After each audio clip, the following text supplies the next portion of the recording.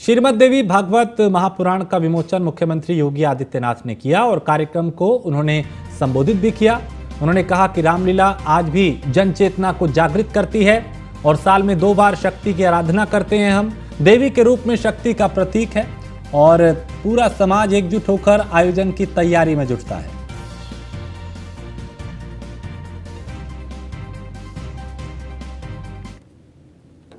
जब हम अपनी भाषा में अपने इष्ट को आराधना के 2 शब्द कहते हैं तो ये मान्यता है कि वह उस संबंधित इष्ट के पास उसका सीधे संवाद होता है। मध्यकाल में आपको महान संत तुलसीदास जी के द्वारा रचित रामचरितमानस, जो पहले ही मेधा टेस्टों के द्वारा YouTube पर सस्वर गायन के माध्यम से लाखों करोड़ों श्रोताओं तक पहुंचाया जा चुका है, उसके बारे में जानकारी होगी कि जब तुलसीदास जी ने संस्कृत में आधुनिक रामायण लिखने का प्रयास किया तो वह ग्रंथ हमेशा चोरी या नष्ट हो जाता था और अंततः काशी में स्वयं भगवान विश्वनाथ ने दर्शन देकर के उन्हें इस बात की प्रेरणा दी कि संस्कृत नहीं, लोक भाषा में रचो। लोक भाषा उस समय अवधि को महत्व दिया गया और तुलसीदास जी काशी से अयोध्या आए। उन्होंने रामचरितमानस को अवधि में लिखना प्रारंभ किया। आज़ादी की लड़ाई के मध्यकाल के उस कालखंड में जब मुगल आक्रांता भारत की सनातन धर्म और संस्कृति को नष्ट करने के लिए उतावले दिख रहे थे, गांव-गांव में रामलीलाओं का आयोजन ये रामचरितमानस की प्रेरणा है और रामलीलाएं आज भी जन चेतना को जागरूक करने के साथ साथ पूरे सनातन धर्मावलंबियों को एकजुट होकर के वो किसी भी जाति और वर्ण को मानने वाला होगा वह उसके अनुरूप उसे पात्रता रामलीला के कार्यक्रमों में मिल जाती है। जब हम और लखनऊ में सीएम योगी ने यूपीपीएससी और यूपीएसएससी के कुल 510 नवनिर्वाचित अभ्यर्थियों को नियुक्ति पत्र वितरित किए। इस दौरान कार्यक्रम को संबोधित करते हुए मुख्यमंत्री ने कहा कि उन्हें खुशी है कि जिन लोगों को नियुक्ति मिली है वो गोंडा, बिजनौर, अयोध्या और अंबेडकर नगर से हैं। पहले ये संभव नहीं था, केवल कुछ जिलों के लोगों का चयन किया जाता था। पूरी पारदर्शी तरीके से इन सभी कार्यक्रमों को आगे बढ़ाने का कार्य कर रहे हैं और नियुक्ति की प्रक्रिया में इतनी नियुक्ति हुई लेकिन कोई उंगली नहीं उठा सकता। आरक्षण की सुविधा का पूरा लाभ, उन नियमों का जो संविधान प्रदत्त अधिकार हैं, हर तबके को भी उपलब्ध करवाए गए। कोई गुंजाइश किसी भी प्रकार की अव्यवस्था के लिए इसमें नहीं छोड़ा गया और वह कार्य आज यहां पर 510 युवकों को, आज यहां पर भी युवाओं को, युवा साथियों को आज उत्तर प्रदेश शासन की सेवाओं के साथ जुड़ने का अवसर प्राप्त हो रहा है। इन सभी का मैं हृदय से स्वागत करता हूं। उत्तर प्रदेश शासन की सेवा का हिस्सा बनने के लिए इनका अभिनंदन करता हूं और उनसे ये भी अपेक्षा रखता हूं कि जिस निष्पक्ष और पारदर्शी तरीके से चयन की प्रक्रिया से वे गुजरे और उन्हें नियुक्ति पत्र प्राप्त हुआ, उसी प्रकार की शुचितापूर्ण और पारदर्शी कार्य पद्धति के माध्यम से उत्तर प्रदेश की 25 करोड़ जनता को भी पूरी राहत देने, शासन की सुविधाओं से लाभान्वित करने में भी वे सब अपना योगदान देंगे। चयन की प्रक्रिया भी उसी का एक हिस्सा है। चयन की प्रक्रिया में भी आपने देखा होगा कि पिछले 1.5 वर्ष से कम समय में ही कोरोना जैसी महामारी और 3 बड़े चुनावों के बावजूद 55,000 नौजवानों को सरकारी सेवा में हमने सीधे नियुक्ति की प्रक्रिया के साथ जोड़ने का काम किया है। पूरी पारदर्शी। खबर लखनऊ से है, जहां अवध क्षेत्र में बीजेपी जिलाध्यक्ष बदलने की तैयारी में है और अवध क्षेत्र के 7 से 8 जिलाध्यक्ष बदल सकती है भारतीय जनता पार्टी। अवध क्षेत्र में कुल 15 संगठनात्मक जिले आते हैं और आधे जिलों में बदल सकते हैं जिला महानगर अध्यक्ष। नियुक्त किए गए ऑब्जर्वर संगठन को रिपोर्ट सौंपेंगे और 15 जुलाई तक ऑब्जर्वर को सौंपनी है अपनी रिपोर्ट। अध्यक्षों की नियुक्ति में क्षेत्रीय अध्यक्ष की अहम भूमिका होगी। रिपोर्ट आने के बाद घोषित किए जाएंगे नए जिला अध्यक्ष और इसी के साथ ही मीडिया टीम की भी घोषणा होगी। बीजेपी की मीडिया टीम में भी होंगे बड़े बदलाव, कई चेहरे टीम से बाहर होंगे और कईयों को नई जिम्मेदारी मिलेगी।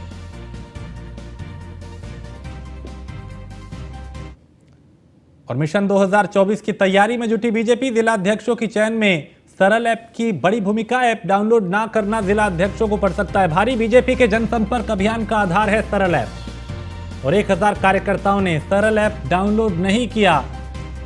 1 दर्जन से ज्यादा संगठनात्मक जिलों के कार्यकर्ता शामिल है और ऐप डाउनलोड करने में पश्चिमी यूपी, अवध क्षेत्र, पूर्वांचल आगे है।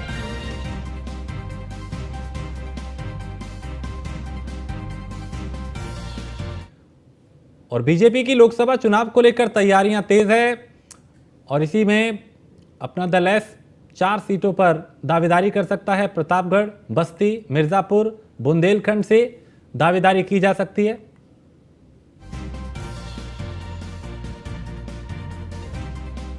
बुंदेलखंड से दावेदारी की जा सकती है। इसके अलावा 18 जुलाई को एनडीए के घटक दलों की बैठक में हिस्सेदारी तय होगी। पिछले लोकसभा चुनाव में 2 सीटों पर चुनाव लड़ा था अपना दल ने और सहयोगी दलों में अपना दल के पास 13 विधायक, 2 सांसद। निषाद पार्टी ने भी पूर्वांचल की कई सीटों पर दावेदारी की है। एसपी-एसपी का गठबंधन होने पर सीटों को लेकर और तेज होगा मंथन।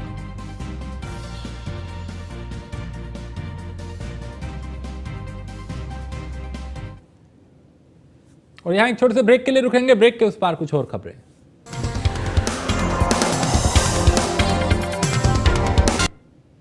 राजधानी लखनऊ में बारिश के चलते जर्जर भवन को नगर निगम ने जमींदोज किया है। यहां बताया जा रहा है कि अमीनाबाद में एक जर्जर इमारत को नगर निगम ने ध्वस्तीकरण की कार्रवाई यहां पे की और इसे ध्वस्त किया, क्योंकि इसके चलते कोई बड़ा हादसा हो सकता था, लिहाजा प्रशासन ने यह कार्रवाई की है।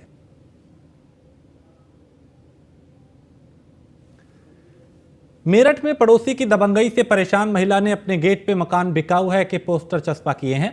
महिला ने अनहोनी की आशंका जताई, जिसके बाद आरोपी पड़ोसी के खिलाफ थाने में तहरीर देकर शिकायत दर्ज कराई गई है। यह मामला गंगानगर थाना के पंचवटी कॉलोनी का बताया जा रहा है।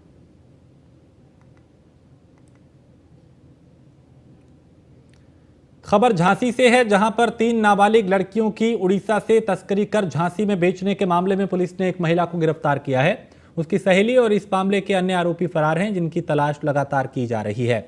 बताया जा रहा है कि दोनों महिलाओं ने मिलकर शादी के लिए तीनों लड़कियों को 1-1 लाख रुपए में बेचा था। पुलिस की माने तो उड़ीसा की रहने वाली तीनों लड़कियों की उम्र 13 से 15 साल है। इसमें 2 सगी बहनें और एक उनकी चचेरी बहन है।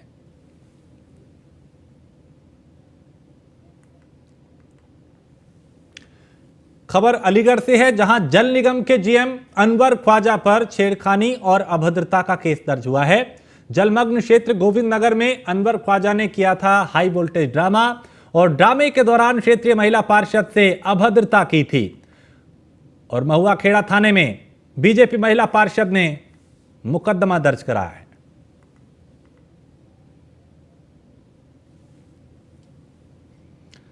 चित्रकूट में हादसा हुआ, जिसमें दारोगा समेत 2 लोगों की मौत हो गई। कार सवार दारोगा ने युवक को मारी थी टक्कर और साइकिल सवार युवक की मौके पर ही मौत हो गई। अस्पताल ले जाने से पहले दारोगा की मौत हो गई और रायपुरा थाना क्षेत्र के बगरेही गांव का यह मामला है।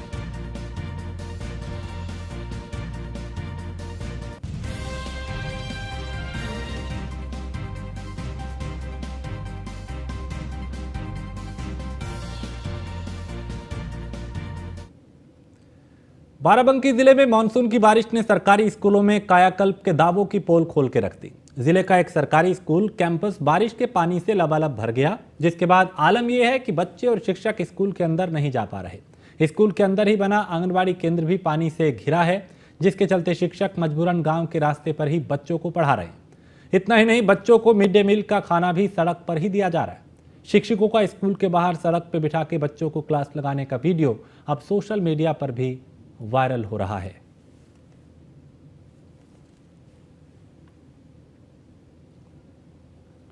खबर शामली से है, जहां पर एक दुष्कर्म का मामला सामने आया है। यहां बताया जा रहा है कि बैग बनाने के कारखाने में काम करने वाले एक युवक ने 4 वर्षीय मासूम को अगवा कर उसके साथ हैवानियत की, जिसके बाद घर पहुंची बच्ची को देख परिजनों के होश फाख्ता हो गए।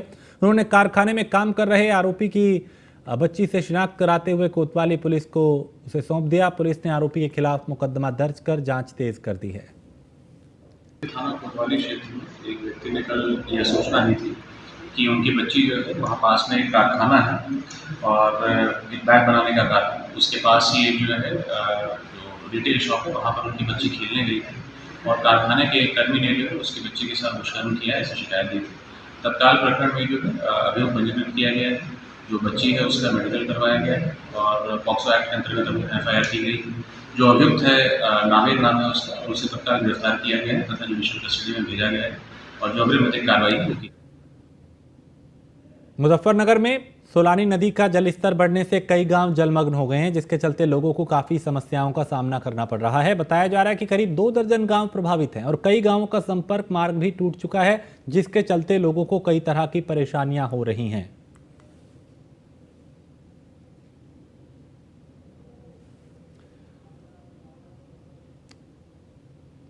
खबर बस्ती से है, जहां कांवड़ यात्रा के दौरान डीजे बजाने को लेकर विवाद हो गया और कांवड़ियों के बीच जमकर मारपीट भी हुई। इसका वीडियो भी सोशल मीडिया पे वायरल हो रहा है। विवाद के दौरान कई कांवड़ियों को चोट भी आई है और यहां पे लाठी डंडे चलते हुए भी दिखाई दिए।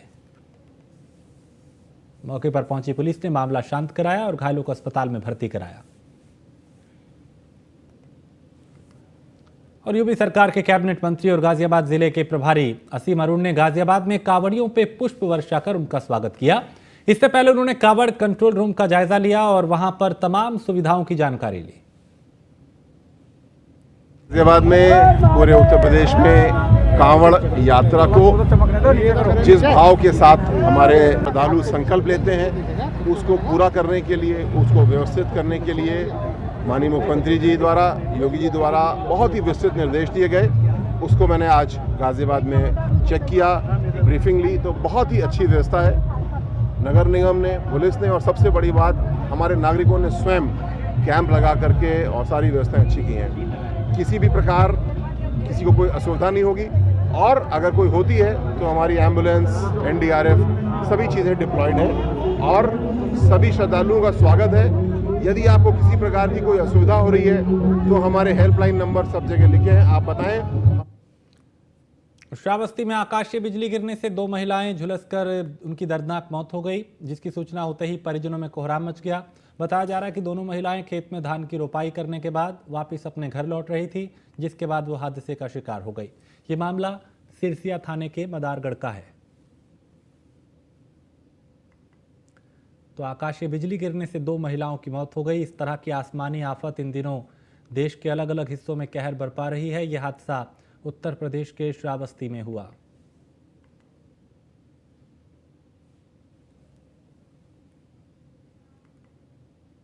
और यहां एक ब्रेक के लिए रुकेंगे, ब्रेक के उस पार कुछ और खबरें।